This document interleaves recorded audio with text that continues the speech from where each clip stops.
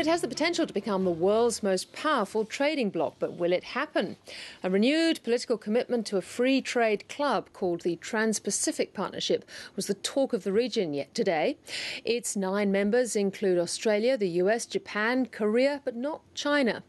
Analysts say China's omission is aimed at pressuring the emerging power to liberalise if it wants to join. Philip Lasker reports the rural sector is hoping the deal gets up, but critics say Australia will be the loser. Trade talks and climate change seem to move at a similar pace, and both have their fair share of sceptics. The Doha trade talks are in limbo after 10 years of failure. Free trade talks between Japan and Australia have been running for more than 4 years. The timetable to conclude talks for an Asia-Pacific free trade zone representing a third of the world's GDP, the Trans-Pacific Partnership, has already slipped into next year. I think it's pretty well inevitable this will take more than 2 years. On that sort of time frame, then I think we could see things which will give people timing. But for the time being, a buzz has been created by the simple promise to conclude talks next year and the US commitment. This will be a US-led economic institution for the Asia-Pacific century.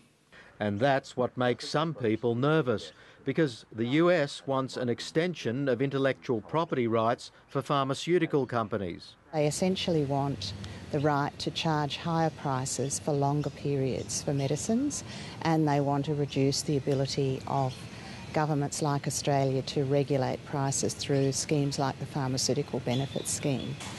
While some say the United States will come out a winner, the other major player, Japan, may not. Agricultural protection is typically a no-go area for Japan when it comes to international agreements. So TPP, at least the way it's currently established, would require Japan to make enormous concessions on agricultural protection.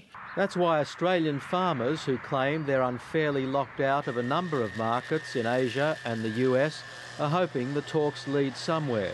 The other areas of gain for us are, and this is what's going to be different about this arrangement, is that there will be commitments to reduce barriers to investment, and there will be commitments to open up the services markets. Now, these 2 areas are really the key to future growth in the Asian-Pacific region.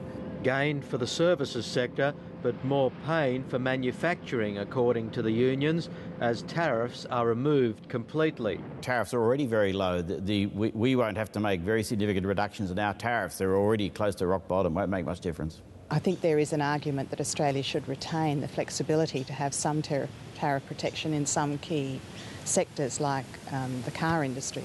But it's China that many think is the real target of this proposal. It's negotiated a number of agreements where areas aren't covered, where the commitments are weak, where there's really no pressure to reduce barriers to foreign investment or services. And the difference here is that the model that's going to be created will be quite tough in terms of rules and commitments. In the long run, that's what we need. And that may be why the talk won't necessarily lead to action.